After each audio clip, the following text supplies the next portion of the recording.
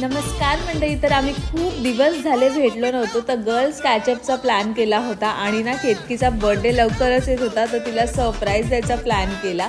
मुलं पण खूप हॅपी होते कारण खूप दिवसांनी भेटत होते आणि आम्ही सगळे वाट बघत होतो की डेकोरेशन कधी बघते. केतकी पण तिच्या काही लक्षातच आलं नव्हतं, पण जेव्हा तिने बघितलं तेव्हा खूप खुश झाली. मस्त बर्थडे सेलिब्रेट केला, खूप सारे पिक्चर्स क्लिक केले आणि खूप थंडी होती. तर नंतर गरम गरम चहा आणि बटाटे वडे खाल्ले. हा माझा फेवरेट कॉम्बिनेशन आहे.